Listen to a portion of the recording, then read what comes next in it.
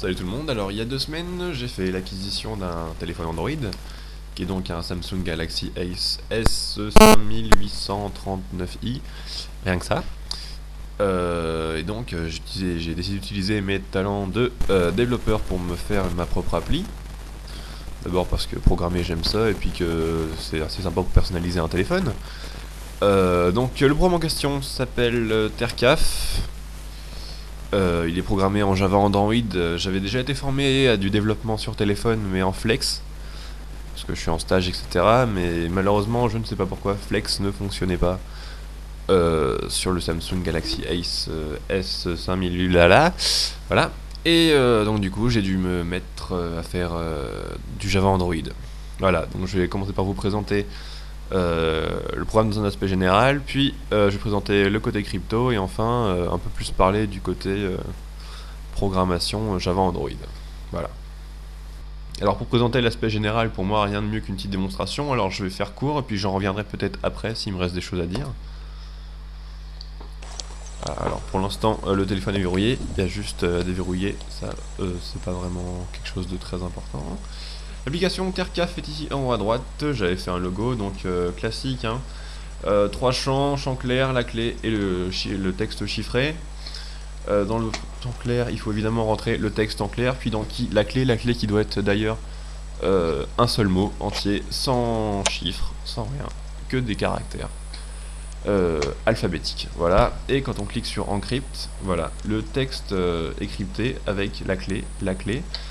On observe là pendant que la clé change que le look and feel Android est respecté, les inputs sont carrés, les boutons sont carrés également, avec à l'événement push une inversion des couleurs. Voilà, ici on a pu voir qu'avec la clé test, le texte crypté a totalement changé, et quand on décrypte, le texte original est le même, à la différence près qu'il est en majuscule pour des raisons de traitement, mais le principe c'est d'avoir retrouvé le message, je veux dire. Voilà. C'est à peu près tout. J'ai fait le bouton retour au menu, on voit que l'application n'est pas quittée. Parce que c'est pratique. Par contre, quand on fait le bouton retour sur l'application, là en effet, elle sera quittée.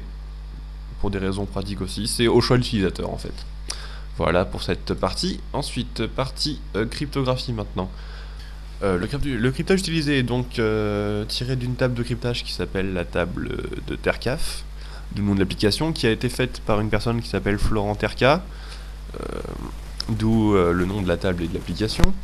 C'est une table qui gère le cryptage et le décryptage de caractères alphabétiques uniquement. La gestion des nombres a été faite dans le code directement, ainsi que les caractères spéciaux pour éviter de déclencher entre autres des erreurs. Le décryptage en revanche il peut utiliser des caractères entre autres alphanumériques et plus encore, c'est-à-dire des tildes, des accents, des guillemets, des apostrophes et j'en passe. Ça m'a demandé pas mal de boulot dans Algo, mais ça j'y reviendrai plus tard. Voilà, donc les limites de cette table, on retiendra que c'est parce qu'elle ne gère pas les nombres, du moins pas forcément au cryptage. Et qu'il est franchement simple à décrypter, hein. C'est la table de Wigner maintenant avec une analyse de fréquence et d'autres méthodes, c'est vraiment très très facile à décrypter. Le point fort ici est que c'est une table qui est très peu connue, donc les attaques qui peuvent parfois être assimilées à Wigner, certaines ne seront pas utiles. Voilà, c'est à peu près tout ce que j'avais à dire à ce sujet. On va passer à la partie programmation cette fois. Le programme donc est développé sous Eclipse, sur lequel j'ai dû installer le SDK Android et tous les add-ons propres à Android. Autant dire que j'en ai chié. À cause d'une histoire de compatibilité avec Eclipse, au départ j'avais pris Eclipse Indigo, qui était une version trop vieille.